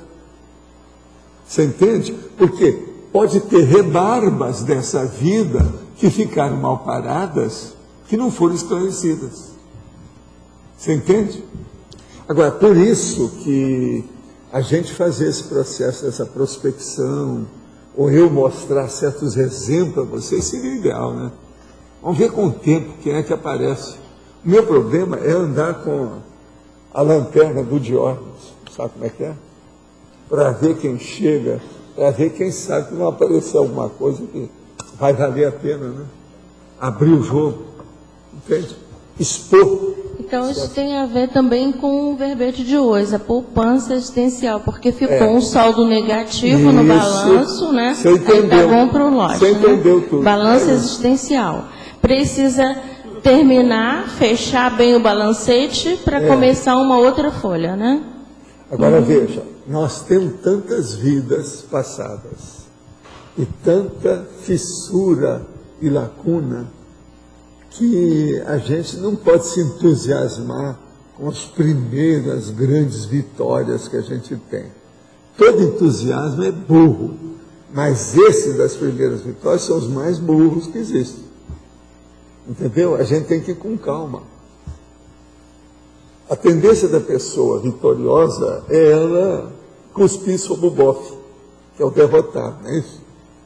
Então, ela entra no trono, no pódio, é o pódio da Fórmula 1. E joga o chope, no caso aí, a champanhe, na cabeça dos outros, quer dizer, aquele negócio todo. Então, isso é bobagem, não é por aí. Porque, professor, isso se passa também com a pessoa na minha idade, né, quase alcançando a terceira idade, que ela começa a fazer esse inventário e começa a ver por que eu não acessei logo na infância, qual seria o meu objetivo. Deixa eu te falar outra nuance dentro disso aí, que talvez vai esclarecer mais para você. Uma pessoa, por exemplo, saiu bem em alguma coisa no passado dela. Mas ela não sabe o que é. Agora, hoje, ela está aí. Ela está mais ou menos bem, mas não acresce, não vai acrescentar, não há acrescentamentos assim, visíveis ou razoáveis daquilo que foi feito. Agora, então, para chegar perto dela, ela vai ter muito mais acrescentamentos se ela admitir o processo extrafísico para a normalidade, para o psiquismo, para a percepciologia, o domínio da energia, a multidimensionalidade. Então, se ela admitir isso, eu posso, às vezes, falar o que houve antes, se eu souber. Que ela, mesmo estando numa condição menor, nesse corpo atual, ela vai resistir o processo. Porque ela viu que naquela condição que ela saiu bem, ela era monovisual.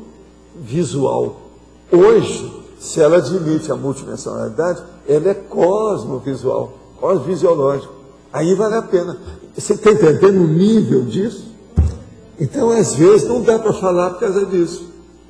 Tinha gente que eu vi em New York, por exemplo, que seria muito bom se eu pudesse ter falado, que a pessoa também nunca mais ia me deixar, né? Se eu fosse explicar o que era, mas eu não pude. Os amparadores me falaram, não entra nisso. Que então, a pessoa não está ainda com um gabarito. Então, veja bem, ela vai fazer o quê? Fazer reprise das coisas que ela já fez, só vai chegar lá perto. Isso não resolve nada. Professor, E às então, vezes a pior coisa vida... que tem é que estão fazendo reprise dentro do processo da academia. Né? Uma vida, por exemplo, quase insignificante, mas pode ser muito significante em relação à sua série X? Pode. Porque ela fez bem feita, complementou aquele pedaço? Não é isso. Que a qualificação que foi dada agora é superior a tudo aquilo que ela dava valor antes. Sim. Agora que ela descobriu que aquilo é mais valioso evolutivamente que aquela bobajada toda do passado. Sim, isso aí eu Por exemplo, entendo. arte é isso. A pessoa que ficava doida só com o processo de arte, ela chega agora e faz uma coisa mais séria, de informação, mais consistente, pertinente, evolutiva. Tudo aquilo foi por água abaixo, não interessa mais, não dá nem para comparar. Então, em termos de qualificação... Ela vê a repetição disso nela. A hora que ela dessoma, ela vê o retorno. O retorno vem tudo hoje, em bloco, né? Tudo vocês vão ver o retorno da vida de vocês. Quem está escrevendo livro, essa coisa toda, vocês vão ver como é que é. Então, diferente do passado. Você pode fazer uma Muitos de analogia... vocês vão ver que, bolas, aqui eu fiz um negócio muito maior do que esse lá na Cognópolis. Mas veja, não adiantou nada. Professor... Houve muito fogo fato. Sabe o que é fogo fato? Né? É o fogo que sai dos ossos lá dos caras. Você pode fazer uma analogia com aquele bebê que ele 2, 3 horas morre, não assim, com toda essa qualificação, estou falando pela quantificação de dias de complementação do hiato entre as várias vidas. Que ele vem simplesmente para cumprir só aquela etapa e volta de novo, né? Não é isso? Pois é, mas às vezes a pessoa não é isso, não. Às vezes ela tem uma vida laboriosa, trabalhosa, prolífica, mas às vezes tudo superficial ainda, perante a realidade multidimensional. Agora, é muita gente assim. Eu já vi um monte de gente dentro da eletronáutica assim, você tem que ficar calado. O que você vai falar? Obrigada. São grandes vitoriosos, grandes personalidades, mas crosta a crosta, terra a terra. Monovisuais, monovisiológicas, elas não têm visão grande. É uma pena. Recebi de minha empresa uma proposta de transferência para outro estado que certamente trará um upgrade em minha carreira. Analisei os aspectos financeiros, família, base da física, foco e prioridade. Aparentemente, tal mudança trará aumento da minha poupança financeira e prejuízo em relação à poupança existencial. Quais outros aspectos o senhor sugere que eu analise? Veja o que é que você pode ajudar mais os outros. É do jeito que você está ou do jeito que você vai ser? Isso aí já, eu acho que é o melhor que a gente pode falar. Que é o aspecto cosmoético evolutivo. Em uma empresa que está com dívidas altas, parecendo ir à falência, como sair para a nova oportunidade, não deixar a empresa na mão, se os chefes querem contar com quem fica? Olha, aí, isso aqui eu não posso dar palpite, não. A primeira coisa é o seguinte, que aconteça o melhor para todos. Essa que é a máxima, o slogan que você pode olhar. Veja se você ajuda a acontecer o melhor para todos. Que eu teria que ver com detalhes. Eu não posso dar palpite assim à distância. Isso aí é sério. No meu caso, ainda não compreendo o que acontece, porque desde sempre a família vem passando por dificuldade financeira, alguns com sérias dificuldades. No entanto, no momento de grande sufoco, aparece a solução, permitindo realizar o que precisa. Pode clarear? Sim. Aí tem uma contradição. Não existe isso que a senhora acabou de falar. Presta atenção, ela fala assim, no meu caso, tudo acontece, porque desde família vem passando por dificuldade financeira, alguns com sérias dificuldades. No entanto, no momento do grande sufoco, aparece solução. Não tem solução nenhuma, senão não teria dificuldade depois. Se há uma solução, depois tem outra dificuldade, depois tem outra solução, depois tem outra dificuldade. Isso não é. Isso aí é dificuldade. Você vicissitude subentrante. É aquilo que eu chamo dos percalços em cadeia. É igual essa corrente aí, está tudo enlaçado. Isso aqui não tem solução nenhuma. A solução de pé de meia que a gente fala é o seguinte, a pessoa não se preocupa mais com aquilo, ela dá uma banana para aquilo. Ela não fica milionária, ela não é a dona da carne seca, nada disso. Ela não vai esnobar as coisas, mas ela vai dar uma bela banana para o dinheiro. Isso aí é que é importante, é o que está aparecendo aqui. Então a primeira coisa aí que a gente vê é o seguinte, ninguém saiu da dificuldade. Pessoa que tem dificuldade, que daí 1 ano, 2, 3, ela tem outra, daí a pouco tem outra, depois tem outra. Isso aí não adianta. Isso é bobagem. Quer dizer que não resolveu dificuldade nenhuma. Resolveu dificuldade para a pessoa tomar café amanhã cedo é uma coisa. Agora, resolveu uma dificuldade para o resto da vida é outra.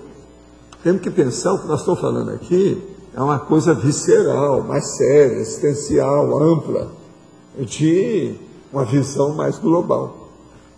É possível ser bem-sucedido como profissional liberal? Ou é melhor ter um emprego fixo simultaneamente, como foi sua carreira de profissional liberal? Não, a primeira coisa é a seguinte, vamos falar aqui claro, isso aqui está mal interpretado, eu preciso esclarecer.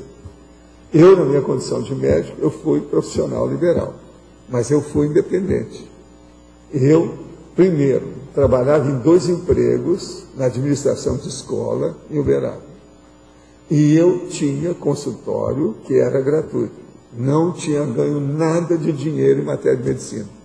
Nunca tinha montado um consultório para ganhar dinheiro, porque era clínica gratuita. Agora, era um verdadeiro hospital de triagem, com um monte de coisa, dia e noite. Agora, o que se passa? Quando eu fui para o Rio, que já tinha feito curso fora do Brasil, etc., tal, de extensão, depois dos meus cursos, tudo isso, eu então fui montar um consultório para ganhar dinheiro com a medicina, quer dizer, mostrar a minha profissão que eu fiz, que era medicina. Aí então, eu fui profissional liberal puro, porque eu não dependia de ninguém, não estava funcionário de ninguém, era eu só. Em 2 anos e pouco, eu acertei minha vida toda, porque eu aplicava o dinheiro que eu recebia no consultório na bolsa e acompanhava aquilo. Então, com isso, foi ótimo. Outra coisa, depois disso, eu até fui trabalhar numa sociedade que era de assistência, aonde eu me submeti também a ser funcionário de novo, mas todo mundo sabia que eu não precisava de dinheiro, nem daquele dinheiro que eu recebi. E outra coisa, ali mesmo, foi quando me deu lá aquele acidente, eu era procurador na Bolsa de Valores, eu entendi do assunto. Na época do seu consultório lá no Rio, você atendia uma média de quantos pacientes? Na sua clínica no lá Rio, no seu consultório profissional? No Rio é o seguinte, era uma loucura aquilo, não era igual Uberaba, não era 95, mas era um monte de gente. 10% homens, 90% mulheres, todo mundo atrás de mim por causa dos negócios lá do Sakurai. Agora, o que se passa? Eu escolhia todos os casos para fazer e eu cobrava os honorários maiores do povo todo que estava na praça. Havia aquele Fabrini em São Paulo, Pitangui no Rio, eu cobrava igual a eles. Agora, com isso, todo o dinheiro que entrava, eu comecei a acertar minhas coisas, paguei aquilo que eu estava devendo para montar o consultório, porque eu não tinha dinheiro nada na ocasião, e acertei o resto. E comecei a aplicar na Bolsa. Em pouco tempo eu levantei. Agora, nessa época também, eu vi um negócio de dólar, que processo que ia subir, senti aquele negócio, comprei um monte, ganhei tudo de uma hora para outra, assim, algumas centenas de %, você sabe como é que é, de uma hora para outra. Então, isso tudo... Agora, eu fiz de propósito, em pouco tempo, tudo, eu estudei tudo antes de começar a mexer. A Bolsa, o povo ainda não sabia mexer com a coisa toda, mas todo mundo queria dinheiro, queria ampliar a Bolsa, eu julgava na Bolsa do Rio. Agora, estudei o que era Blue Chips, o que era a situação, tinha umas 4 ações que me ajudaram muito, que eu vi que eram melhores que havia. Então, em pouco tempo eu arranjei. Agora, eu tinha dezenas por dia, mas nem sempre eu conseguia atender todo mundo. Eu atendia só 4 dias, agora atendia o dia inteiro, para valer. Você está entendendo? Agora, eu tinha umas enfermeiras muito boas. Eu, às vezes, fazia linha de montagem para atender os outros. Lá, no meu consultório, era o jeito. Tinha que deixar a pessoa toda preparada para entrar lá, para o outro aqui e tal. Eu fiz uma pequena clínica mesmo, seriamente, lá na Figueiredo Magalhães. Agora, o povo ficava bobo de ver o que eu tinha lá dentro. Eu tinha autoclave, tinha tudo lá, tudo funcionando, um monte de aparelho. Você sabe, esse negócio de aparelho, eu sempre fui da técnica, né, para usar tudo que pode. Tudo top de linha, tudo que eu podia. E outra coisa, eu vim com top de linha que era do Sakurai. Coisa que ninguém entendia disso, nem a técnica, nada, ninguém nunca tinha visto aquilo no Brasil. Então, com isso, a situação era muito diferente. Agora, eu cheguei a atender muita gente também gratuitamente lá, em Copacabana, nesses 3 anos. Entende? Que era o jeito, que o povinho do interior, que me conhecia lá de Uberaba, ficava chato, não tinha outro jeito. Era um problema. Entende? Gente que já me conhecia, às vezes trazia a família, de vez em quando eu tinha que fazer. Às vezes eu tinha que fazer um negócio até extra. Às vezes eu atendia esse povo no sábado, atendia na quarta-feira, que eu não atendia ninguém, né, da minha clientela, então eu atendia esse povo para esvaziar o assunto, melhorar o problema da área. Era muita gente. Agora, a gente trabalhando ali, assim, e outra coisa, eu sempre fui rápido em tudo que eu faço. Outra coisa, depois de muitos anos trabalhando com 95 pessoas por dia, você já deu, não adianta. O meu negócio foi tão assim, diferente, que quando eu fui fazer o curso no Japão, o Sakurai falou assim, olha, vem cá, você podia ficar aqui comigo. Eu comecei a atender igual ele, você está entendendo? Lá no Japão. Foi por isso que eu conheci um monte de gente, por exemplo, que era as atrizes, por exemplo, do Takarazuka, que levava a fotografia que eu não pedi. a fotografia dela sorrindo, tudo, aquela que estava para o maior fã-clube, que aquele troço é antigo, né? Algumas dessas, tinha umas 3 que eu levei para o meu consultório, com as moças de fechar o comércio. Entendeu? De fechar o comércio, muito bonitas, a dona. Aí tudo com dedicatória para mim, tudo escrito lá, do Tacarazzo. Agora veja, teve um dia que um cara chegou lá e roubou uma das coisas que eu coloquei, tudo parafusado. Ele entrou lá e viu que tinha uma das coisas na sala de visita, atendeu os pacientes, e levou na hora que nós estávamos lá para dentro, as enfermeiras não viram aquele negócio todo. Agora, com isso, eu tive que tirar os negócios, né? Tirei as fotos, tirei os negócios todos e reduzi tudo. Mas lá era o seguinte, era luz indireta, tudo estudado. Gastei uma nota para fazer o consultório. Queriam levar para a revista e mostrar na televisão. Eu falei assim, de modo algum. O meu consultor lá virou para mim e falou assim, ó, não leva não, por causa de imposto de renda, eles vão achar que você está cheio de dinheiro, vão cobrar aí a alíquota, o diabo em cima de você. Naquela ocasião estava uma loucura esse negócio. Então eu nunca mostrei como é que era o consultório, nunca tirei fotografia, nada. Ele mesmo que falou. É o melhor da história. O cara que olhava, que era o meu consultor, fazia o meu imposto de renda na ocasião, que eu sabia o negócio de imposto de renda, mas deixava para ele ver, porque ele estava afeito às leis cariocas, etc. Era o mesmo de vários outros médicos conhecidos aí. Entendeu? Eu já sabia tudo quem era, como é que era, porque está tudo em casa, tudo. Enfim, as máfias sempre se encontram. Lá na Sicília já falavam isso. Os mafiosos sempre têm um encontro marcado. Entendeu? Você acaba sabendo tudo que se passa, não tem jeito. Terrível.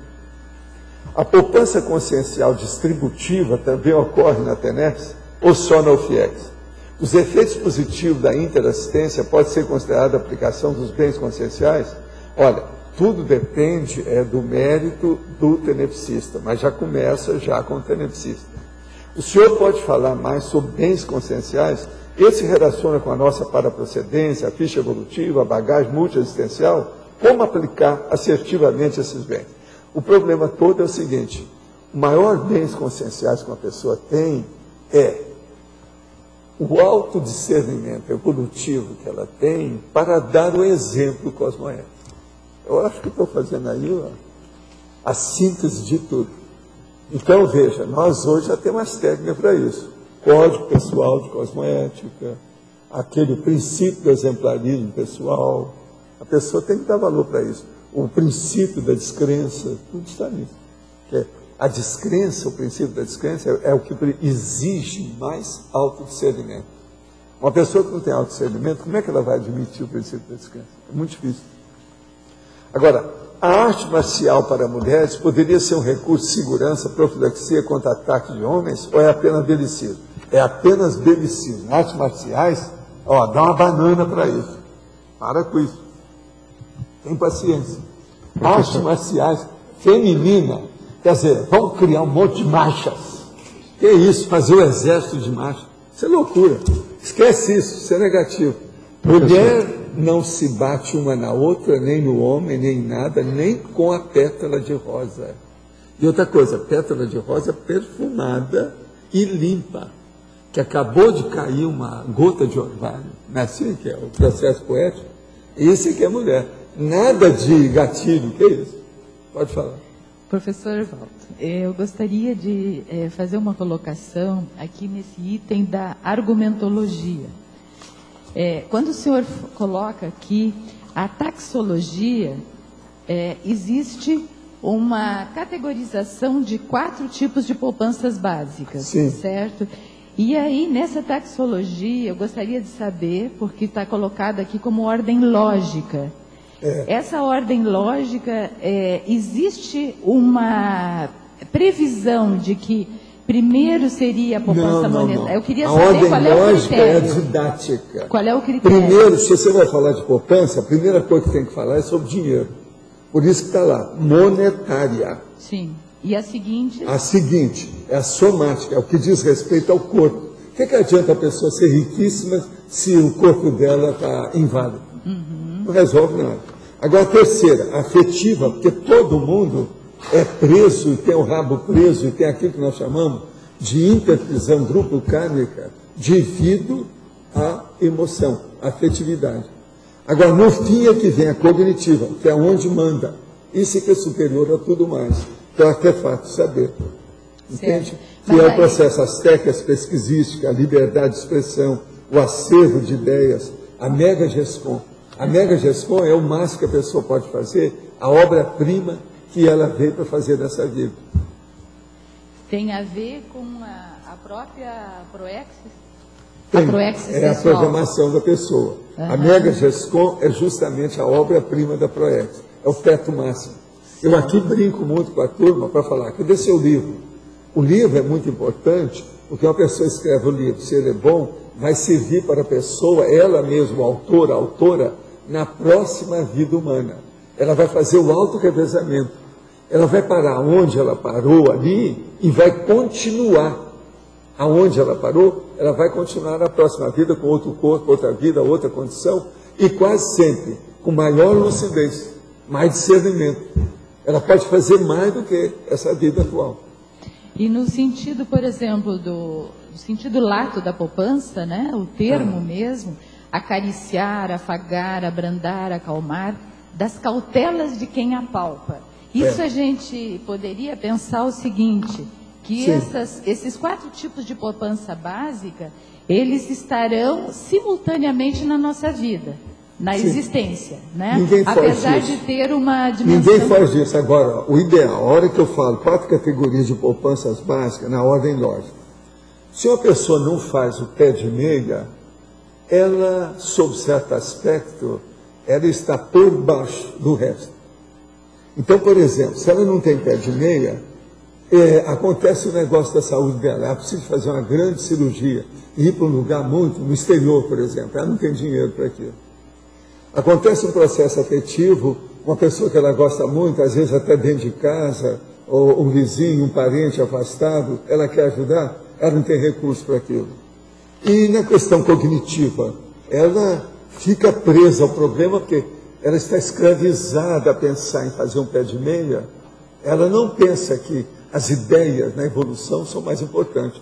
As ideias seguem conosco. O dinheiro fica tudo aqui. De modo que o processo é muito mais sério que a gente está falando. Mas aí, no caso, a gente não está fazendo uma discriminação do pobre que é intelectual? Sim, nós temos que fazer discriminação de tudo, desde que seja cosmoético. Isso aqui é uma discriminação cosmoética. Justamente. Eu estou mostrando aqui o prioritário. Uma das coisas mais que nós estudamos aqui é a priorologia. O que é que deve vir na frente do resto? Isso é discriminação. Isso é triagem, é seleção. Agora veja, não é uma triagem de discriminação étnica, racial ou classista, nada disso. Outra coisa, uma pessoa que faz um pé de meia, ela pode ajudar todas as classes que ainda não fizeram. Se ela está igual aos outros, ela não pode ajudar tanto. Estou falando do ponto de vista da ajuda grossa, do vil metal. Nós chamamos isso de tarefa da consolação, que é a burra, é a primária. A tarefa que interessa para nós é de esclarecimento, que é muito mais antipática, mais difícil, exige mais.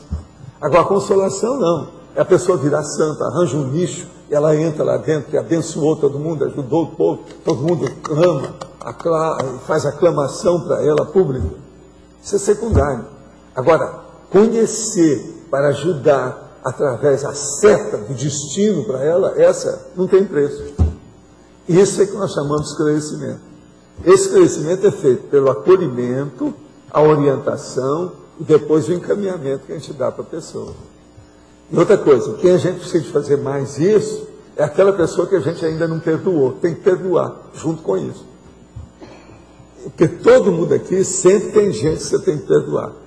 Aqueles desafetos que foram criados sem você nem saber. Se uma pessoa começa a ter vida pública, fazer alguma coisa, ela arranja um monte de desafetos que não tem nada a ver. São pessoas que olham para ela e falam assim, não gostei, sou contra.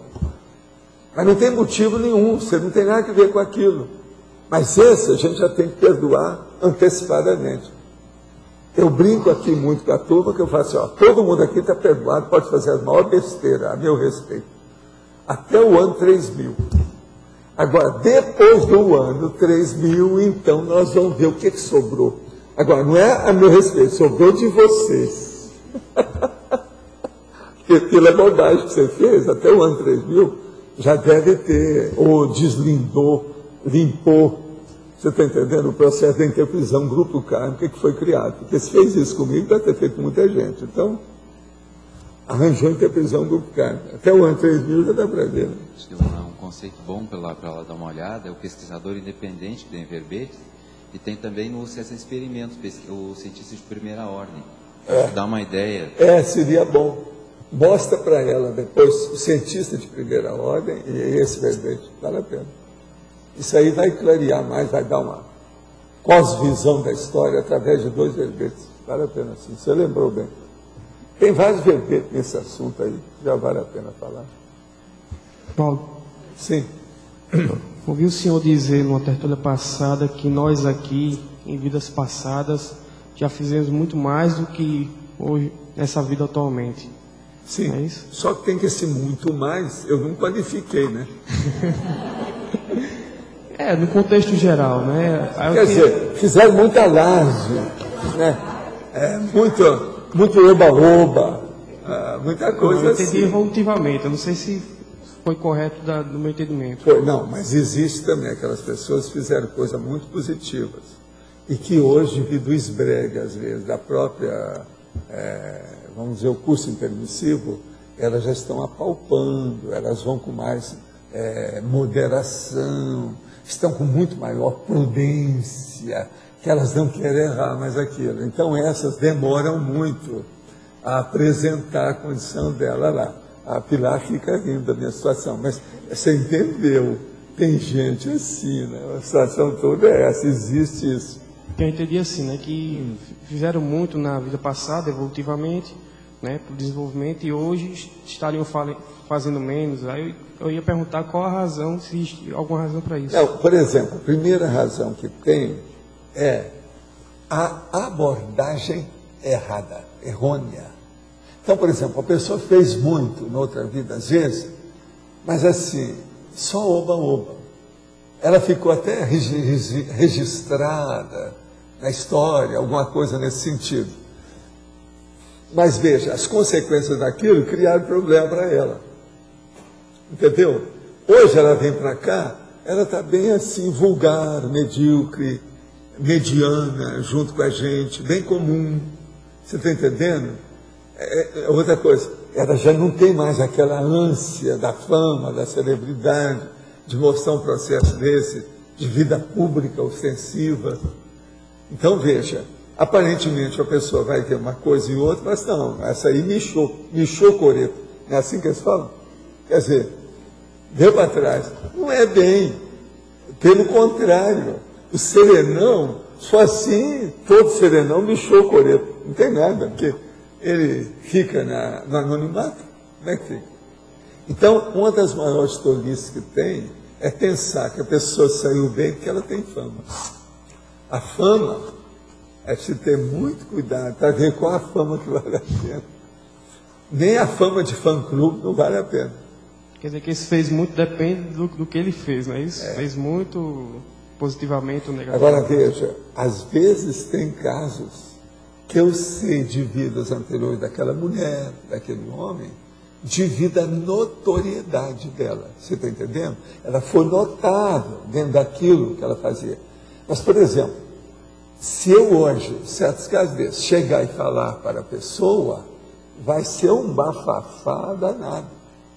E algumas, você fala, não resolve nada. Olha o meu caso lá com o Wallace. A hora que a gente viu que ele tinha sido a madame lá, a autora, com aquele negócio todo. Ele já estava tudo envolvido no novo corpo que ele não usou direito. E outra coisa, já estava com aquela coisa. Na hora que no meio daqueles homens todos, ela era uma autora no meio deles, já mostrava que já havia alguma alteração.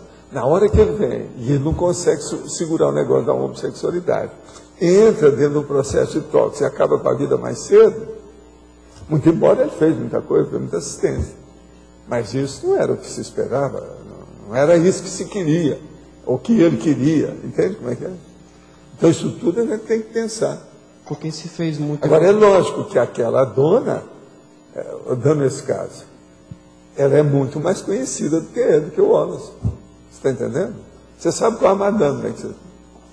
Porque se fez muito evolutivamente, né, em vidas passadas, a tendência, lógico que eu entendo assim, que a tendência é isso aumentar em vidas consecutivas. Né? Esse meu amigo, a gente falou as coisas todas, ele sabia, ele tinha rememoração, ele lembrava, tinha convicção total. E outra coisa, ele nessa vida agora aqui no Brasil, ele escrevia melhor do que aquela que foi lá, grande autora europeia.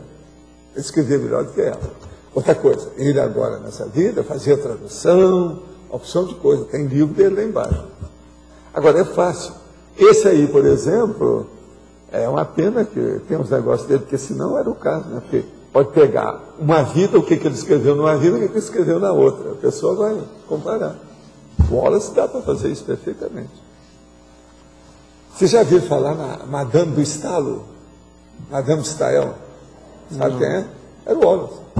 Ele é o mesmo, a pessoa, meu amigo. Todo mundo sabia disso. Agora, ele sabia tudo isso. Agora, ele morreu praticamente assim, como se fosse uma eutanásia de vida tóxica. Morreu moço, mais cedo. Hein? Foi 1 a 2 vezes. Foi fora de série. Agora, eu estou falando nesse assunto porque o Wallace está aqui. Hoje ele está muito bom. Isso aí ajudou muita gente, fez muita ciência. Ele está aqui, ó. Aqui, a energia dele. Está vendo? Está sentindo? Sou eu. Estou passando aqui. Esse é meu companheiro de muita... Ó, muito ano da Madame do Estado. Muito ano do Estado da Madame. Agora, muito... Não, eu falava Madame do Estado, que era brincadeira nossa, né, já. Ele era rapaz igual eu, a gente já sabia dessas coisas todas. Ele nos ajudou muito o Chico. Eu também entrei muito no processo de assistência dele. Ele ajudou muito lá Matão, com todas as coisas do Caibachuta depois, todas as publicações, os negócios todos. É, Esquina de Pedra é um romance que ele fez. Agora, pega o romance, aqui, pega o romance Esquina de Pedra e vê uma tradução da Madame de Stael. Compara, você vê. Agora, veja, ele conhecia tudo do processo extrafísico. Agora, ele só tinha uma coisa, ele não dominou o negócio, porque com o negócio da Madame de Stael, ele ficou alterado, veio, ele era um homossexual, e com isso, devido às companhias, ele começou a usar cocaína, aquilo lá piorou ele. Ele morreu no hospital, tudo alterado, moço ainda. Eu mesmo ajudava as coisas dele, tudo. O Chico gostava demais dele, eu também. Uma personalidade, fora de série. A gente sempre tinha muita conversa para conversar. Você está entendendo o que quer dizer? Sempre tinha assunto demais para resolver, toda vez que a gente encontrava, por causa do processo intelectual. Seria daquele tipo que eu estou falando, da personalidade singular. Em parte é uma coisa dessa. Hein? Foi.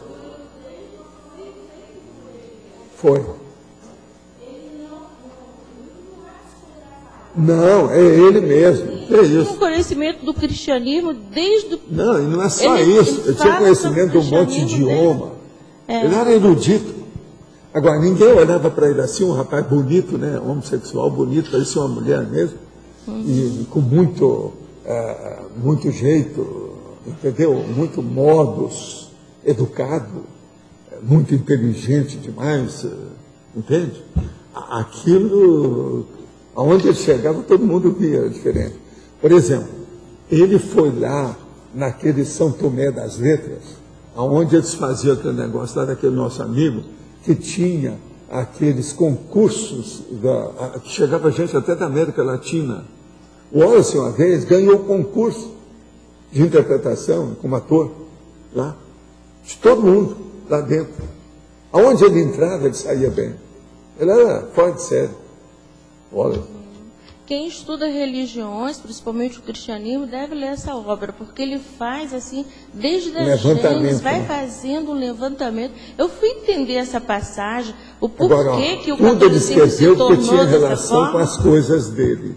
tinha relação com as coisas dele, junto com o povo que ele conhecia. Era a equipe de evolução dele, entende? O grupo evolutivo dele.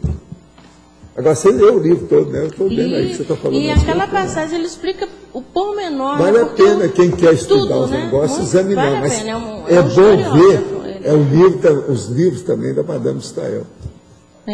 Eu vou ler. É Germaine, esse Germaine. Tem traduzido já? Tem, as coisas dela tem tudo traduzido há muito tempo, eu sei, tem. Eu vou fazer uma... Agora, o Wallace também traduziu uma porção de gente, você sabe, tem vários livros aí, são traduções dele, as traduções dele eram primorosas. Ele traduziu vários desses autores franceses. Tem vários deles. Obrigada. Agora, então, os nossos comerciais, por favor. Obrigado. As pontuações da tertúlia de hoje: 51 assinaturas do livro de presença, 11 perguntas presenciais, 15 perguntas respondidas online, 16 votos online. 15 verbetes para a eleição de hoje. Inocência, invalidez parapsíquica, meta optata, racionalidade rudimentar, rede interativa de Verpons, resíduo mitológico, saudade da volitação, sinal de alerta, sincronicidade, status momentosos, usina consciencial, veracidade autoverificável, vida ecológica, vida matemática, visão panorâmica.